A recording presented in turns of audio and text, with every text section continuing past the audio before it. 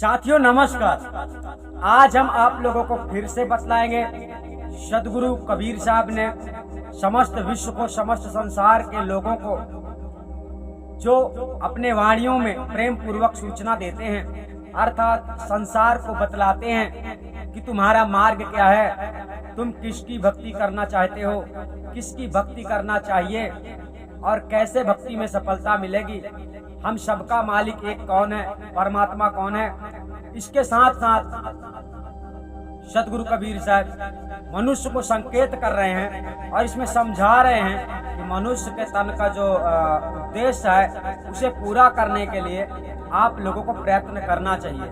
तो चलिए, इस संसार में बहुत सारे लोग ऐसे हैं जो आ जाते हैं, जन्म लेते हैं, पैदा होते हैं और उल्टे सीधे कर्तव्य करते करते जीवन को नष्ट कर देते हैं और जीवन का कल्याण नहीं होता है। तो चलिए, यहाँ पर सदगुरु के निर्मल वाणी से समझते हैं। ये सार्वजनिक सत्संग है, अर्थात इस सत्संग को हर कोई देख सकता है, अर्थात निष्पक्ष होकर आप लोगों को सत्संग देखना है, क्योंकि सत्संग एक ऐसा स्थान है जहाँ पर सत्य प्राप्त होता है, अर्थात सत्य ज्ञान प्राप्त होता है और सच्ची शिक्षा मिलती है, जिससे जीवन में सुधार आता है।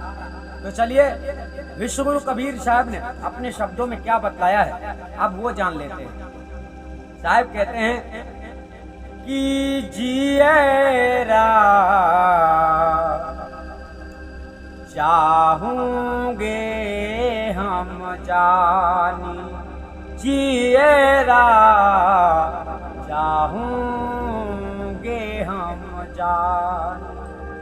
जियरा शब्द किसको बोला जाता है? जियरा शब्द जितने यहाँ पर सदगुरु कबीर साहब ने समस्त आत्माओं को, भक्त आत्माओं को, जितने संसार में मनुष्य हैं, इस समस्त भक्त आत्माओं को जो नाना प्रकार के धर्मों में रहकर नाना प्रकार की भक्ति करते हैं, उलझे हुए रहते हैं, इनको इस बात का घमंड रहता है, धोखे में रहते हैं, भूले हुए रहते हैं, किताबों को पढ़ पढ़ समझते हैं मैं हिंदू हूँ, मैं मुसलमान हूँ, मैं ईसाई हूँ, मैं बौद्ध धर्म का हूँ, मैं जैन धर्म का हूँ, मैं युगरी धर्म का हूँ। इस प्रकार से नाना प्रकार की प्रजातियां अपने आप को समझते हैं। ये नहीं पता चलता है कि हम सब एक ही परमात्मा की संतान हैं।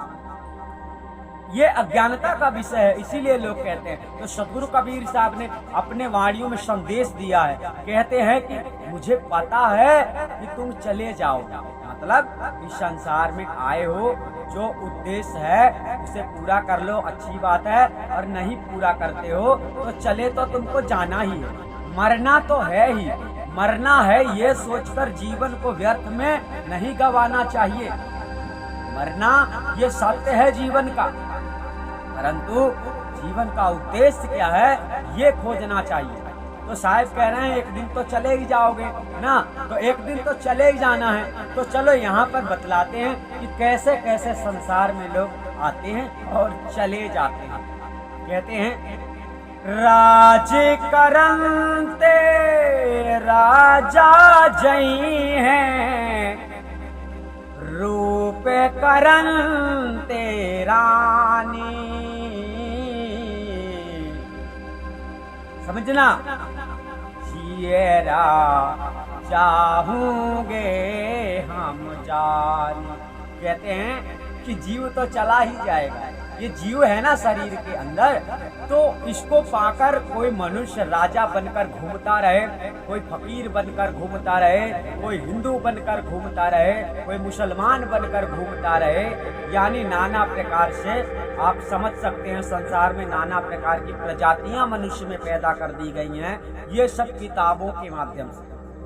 सदगुरु कबीर साहब की पुस्तक, सदगुरु कबीर साहब की पुस्तक जो है आप लोगों को इंसान बना देती है, मानव का रहस्य बतलाती है कि मानव क्या है, और नाना प्रकार की शिक्षा, नाना प्रकार के ग्रंथ पढ़ने में क्या शिक्षा प्राप्त होती है। मैं तो हिंदू हूँ, मेरा देवता वो है, मेरा फलाना न मेरा ढिमका, मेरा ईश्वर वो है, मेरा मंत्र ये है, ये सारी बातें। लेकिन विश्वगुरु कबीर साहब के ज्ञान में आप लोगों को वो प्रेम मिलेगा, वो प्यार मिलेगा जो प्यार एक पिता अपने पुत्र से करता है।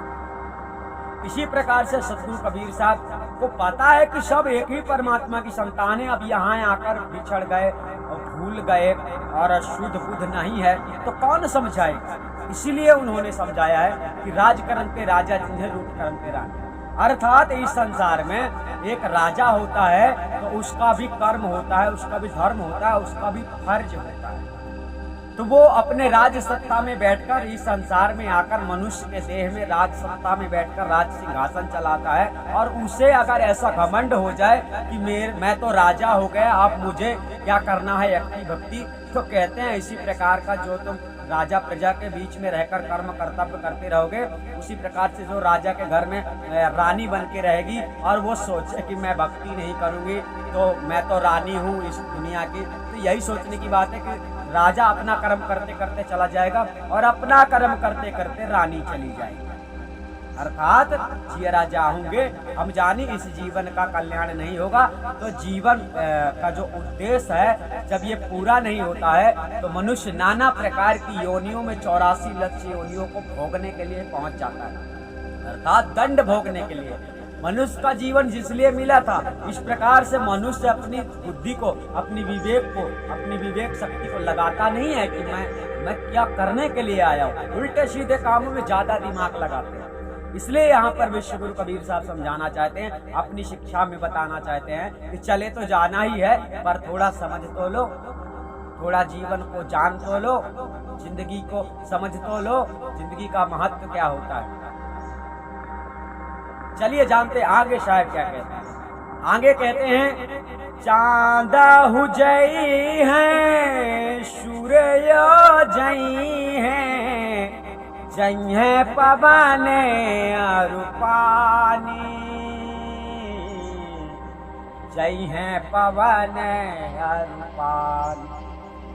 सरलता सबसे समझना आपको, चंद्रमा डेली गुप्त हो जाता है, सूर्य डेली गुप्त हो जाता है, जिसमें हिंदू धर्म के लोग अक्सर सूर्य को नमन करते हैं, भगवान समझ के, कुछ भी समझ के, इष्ट समझ के और कुछ भी समझ के। इसी प्रकार से मुसलमान भी, इस्लाम धर्म के लोग भी चंद्रमा को मानते हैं और नाना प्रकार से जो क्रियाक्रम करते हैं वो तो सब अलग है। तो शायद कहते हैं सूर्यो जन्य चंद्रो जन्य जन्य पवन और पानी, जिस पानी को पीकर तुम अपनी प्यास बुझाते हो, ये पानी भी एक दिन नष्ट हो जाएगा, नष्ट, जिसे तुम नष्ट नहीं कर सकते हो, लेकिन कोई तो उसे नष्ट करेगा जिसने उसे बनाया है। तो सद्गुरु कहना चाहते हैं कि अपने अंतर्गत से घमंड को त्याग कर, अभिमान को त्याग कर, सत्य शिक्षा को प्राप्त करके मनुष्य की जिंदगी का महत्व समझो, ताकि जीवन का कल्याण हो जाए। चलिए जानते आगे क्या कहते हैं। मानुष जन्म आहयति दूरे लबे, सोच समझ अभिमानी, लोभ लहर की दरिया बहते, उड़ोगे बिन पानी, उड़ोगे बिन पानी। कहना चाहते हैं यहाँ पर, मनुष्य का जो तन होता है बहुत मुश्किल से प्राप्त होता है, और ये आप लोगों के अंदर से अगर अभिमान मिट जाए और विश्व गुरु कबीर साहब के संदेश जो है आपके हृदय में अगर चुभ जाए, अगर ज्ञात हो जाए, तो आपका अभिमान टूट जाएगा। आप लोग अभिमान करते हैं और परमात्मा की खोज नहीं करते, परमात्मा को चाहते नहीं है, परमात्मा से प्रीत नहीं रखते हो, इस संसार के ऐसी चीजों से प्रीत रखते हो जो नाशवान है, आज किसी और का है, कल किसी और का होगा। कोई इस जन्म में आज तुम्हारा भाई है तो कोई अगले जन्म में दूसरे का भाई होगा। इस प्रकार से जिन पराई वस्तुओं को, बेगानी वस्तुओं को, बेगानी चीजों से आप लोगों ने स्नेह कर लिया है कि ये मेरी आत्मा है, मतलब ये मेरा भाई है, ये मेरा बहन है, और ये मेरे हिंदू भाई हैं, ये मेरे मुस्लिम भाई हैं, ये प्रपंच जो आप लोगों ने समस्त संसार में आकर झमेले में पड़ गए हो, और जो अपना है उसे नहीं मानते हो, जो अपना है उसे नहीं खोजते हो, जो अपना नहीं है उनको ही अपना समझकर उन्हीं के पीछे पीछे भागते हो। तो ये लोभ लहर की नदियां बहत है, बूढ़ों के बिन पानी। मतलब लोभ लालच करने वाला मनुष्य परमात्मा को प्राप्त नहीं होता। ये बिना पानी में बूढ़ने वाली जिंदगी का नाम है लोभ लालच। कोई भी किसी भी धर्म में भक्ति करने वाला कोई भी प्राणी हो, वो उसके अंतर्गत मतलब जब तक सच्चा प्रेम परमात्मा से नहीं होगा तब तक उसे परमात्मा की प्राप्ति संभव ही नहीं है। यानी भक्ति उसको कबूल नहीं होती, उसकी भक्ति कबूल नहीं होती। मान लीजिए इस्लाम धर्म में लोग बहुत नमाज पढ़ते हैं, तो नमाज की पहुंच भी कहीं तक है, वो कहीं ना कहीं तक जाता है, परमात्मा तक नहीं जाता है पर कहीं ना कहीं तक सीमित हो जाता है। परंतु जो लोभी लालची होगा ना तो उसका भी नहीं जाता है। तो लोभ लालच तो हृदय से निकाल देना चाहिए। क्यों लोभ नहीं करना चाहिए? क्योंकि इस संसार में तुम आए हो। लोभ करने का मतलब होता है एडवांस विचार, अधिक विचार करना, सीमा से अधिक विचार करना। जबकि मनुष्य की एक सीमा है और सीमा में ही रहना चाहिए, सीमा के बाहर नहीं जाना चाहिए, सीमा के बाहर विचार नहीं करना चाहिए। इस प्रकार से मूड जो है अपसेट हो जाता है। तो आप लोगों को सीमित रहना है। जो बात, जैसे आपको कुछ खाना है तो उसके लिए आपको परिश्रम करके उसे हासिल करने की प्राप्ति है, हासिल करने का कोशिश करना है। हाथ पैर है तुम्हारे पास। और जो निर्बल हैं, जो मान लो कि अपंग हैं, लंगड़े लूले हैं, ऐसे लोगों की सहायता करना है। ये मानवता का विचार है।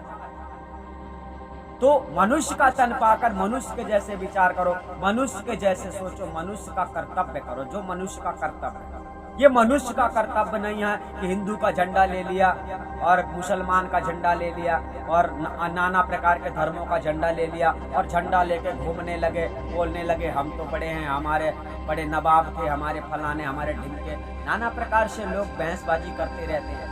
तो ऐसा नहीं करना। मनुष्य जो दुर्लभ तन प्राप्त हुआ है उसको कल्याण करने के लिए आप लोगों को सही प्रकार से अपने विचारों को संभालना है, थामना है, रोकना है। मन जो है भागता है संसार में, तो इसे पकड़ के रखना है, कंट्रोल करना है, पीछे लाना है, अपने अंदर इसे रखो, संभाल के रखो, तब प्रेम प्रकट होगा। अब इसे संसार में उलझा देते हो कि तुम्हारी भक्ति कहाँ होती है, कैसे भी नहीं हो सकती है भक्ति। इसलिए मन जो है, ये जो इसके अंदर जो भी विचार उत्पन्न होते हैं, गंदे विचार, बुरे विचार, इन्हें हमेशा कंट्रोल करके रखना चाहिए। और बुरे विचार तो कोशिश करो कि आपके अंदर आना नहीं चाहिए। ये मानवता का उद्देश्य जो है ये पूरा होना चाहिए, नहीं तो जिंदगी का कोई मतलब नहीं है। और जब जिंदगी का मतलब नहीं निकलता है उसी को कहा जाता है बूढ़ोगे बिन पानी। ठीक है, चलते हैं साहब आगे क्या कहते हैं। साहब आगे कहते हैं, जोगी जई हैं जंगम जई हैं बड़े गुरु ज्ञानी। कहाँ कबीर के संत न जई हैं जिनकी चित ठहरानी। जियरा चाहूंगे हम जान। अब यहाँ पर समझा रहे जोगी जई है, जंगम जई है बड़े गुरु ज्ञान। जोगी मतलब जो शरीर को अपने शरीर को रंग लेता है, जो जंगलों में जाकर, गुफाओं में जाकर नाना प्रकार की साधनाएं करता है, मनमुखी साधनाएं, ब्रह्मांडी साधना। योग करना मतलब ब्रह्मांडी साधना होता है। तो ऐसे जोगी जो अपने तन को रमाते हैं, तन को रंगते हैं, भभूत लगा के, ये सब अज्ञानता का विषय है। जो लोग भेष का आडंबर करते हैं, मैं साधु हूँ, कपड़ों का आडंबर करते हैं कि मैं साधु हूँ, कपड़ों से और शरीर को रंगने से मन नहीं रंगता है। मन इस प्रकार से नहीं रंगता है जिस प्रकार से लोग आडंबर करते हैं। मतलब पूरे शरीर में भभूत लगा लिए, सिंदूर लगा लिए, माहुरा लगा लिए, नाना प्रकार के चंदन लगा लिए, कपड़ा पहन लिए उल्टे सीधे, लाल पीले काले हरे नीले। इस प्रकार से आडंबर करने से कोई मन नहीं रंग जाता है कभी। इसलिए कहते हैं जोगी जई है जंगम जई है बड़े गुरु ज्ञानी। अर्थात बड़े बड़े ज्ञानी मतलब पोथी पढ़ने वाले ज्ञानी, किताब पढ़ने वाले ज्ञानी। जितने संसार में किताबी ज्ञान में उलझे हुए हैं, जैसे कोई कहता है वेद शास्त्र पढ़ने वाला, जैसे बोलेगा कि कृष्ण परमात्मा है, किशन जी परमात्मा है, किशन अनादि है। किताबों में पढ़ा है, जाना नहीं है वो अनादि है कौन। किताबों में पढ़ा है, पढ़ाया गया है। किताबों में तो कुछ भी लिखा जा सकता है। जो किताब पढ़ाता है वो ऐसा लिख देगा कि मैं ही अल्लाह का रूप हूँ, मतलब तो किताब में दिखा देगा तो तुम तो मान लोगे उस गुरु को अल्लाह, उस गुरु को परमात्मा, उस गुरु को भगवान, उस गुरु को खुदा। इसलिए थोड़ा आप लोगों को विचार करना है और अपने मानसिक संतुलन को थामना है, क्योंकि आप लोगों को सच्चाई जानना पड़ेगा। अगर परमात्मा से मिलना है, परमात्मा की भक्ति करते हो, अगर संसार में सुख से रहना चाहते हो, तो आप लोगों के अंदर से ये जो भ्रम जाल है, ये कचरा निकालना पड़ेगा। भ्रम जाल से तुम्हें छूटना पड़ेगा, क्योंकि जब तक आपके अंदर से भ्रम जाल जाएगा नहीं, तब तक ये भ्रम आप लोगों को अलग से परेशान करता है। ये जो सांसारिक भ्रम उत्पन्न संसार में कर दिए गए हैं, ये किताब पढ़ना, वो किताब पढ़ना और उसमें फिर अपना माथा पच्ची करते रहना, सो कुछ नहीं होता है। कितना भी तुम किताब पढ़ के ज्ञानी बन जाओ, वो ज्ञान नहीं है, वही अज्ञान है जिसे तुम ज्ञान समझते हो। और ज्ञान क्या है, यहाँ पर साहब ने लास्ट कड़ी में कहा है कबीर, एक संत ना जइए जिनके चित्त ठहरा है। इस संसार में एक संत ही ऐसा होता है जो आत्मा परमात्मा का ज्ञानी होता है, आत्मा परमात्मा को जानने वाला होता है। उसके लिए 4 वेद, 6 शास्त्र, पुराण आदि जितने संसार में ग्रंथ नाना प्रकार के पाए जाते हैं, वो समस्त ग्रंथों से परे रहता है, अलग रहता है, क्योंकि वो आत्मा परमात्मा को जानता है और वही आवागमन से मुक्त हो जाता है। और ऐसे ही संतों से मिलने के बाद आपको अगर ज्ञान प्राप्त हो जाए तो आपका भी आवागमन मुक्त हो जाएगा, अर्थात पूर्ण मुक्ति की प्राप्ति होगी, पूर्ण मोक्ष प्राप्त हो जाएगा इसी जीवन में। अगर आप सदगुरु विश्व गुरु कबीर साहब के वचनों को स्वीकार कर लेते हो कि हाँ वास्तव में सदगुरु कबीर साहब ने सत्य बोला होगा, तो आप लोगों का भला होगा। कहने का तात्पर्य इस संसार से देखो वो छूटता है जो सच्चा संत होता है, और संत वही होता है जो आत्मज्ञानी होता है, आत्मा परमात्मा को जानने वाला होता है। तो वो इस 84 लक्ष्य योनियों में भ्रमण नहीं करता है। बाकी समस्त लोग जो कहते हैं कि सन अनादि है, परमात्मा है, कोई कहता है अल्लाह जन्नत देगा, फलाना देगा, ढिमका देगा, इन लोगों को जीवन का रहस्य नहीं मालूम है कि जीवन किस लिए मिला हुआ है। बिना देखे किताबों में देखा है, बस किताबें ही इनकी गवाही हैं, किताबें ही इनकी प्रामाणिकता है। खुद का विचार नहीं है, खुद के अंदर ज्ञान नहीं है, तो किताबें आजकल मनुष्य को चला रही हैं। एक जमाना था जब मनुष्य अपने दिमाग से नाना प्रकार के पुस्तकें लिखता था, आज भी लिखते हैं। एक मनुष्य नाना प्रकार की पुस्तकें लिखता था और उस पुस्तकों को वो खुद नहीं पढ़ता था, और आज उसको पढ़ने वाले लोग कहते हैं हम ज्ञानी हैं।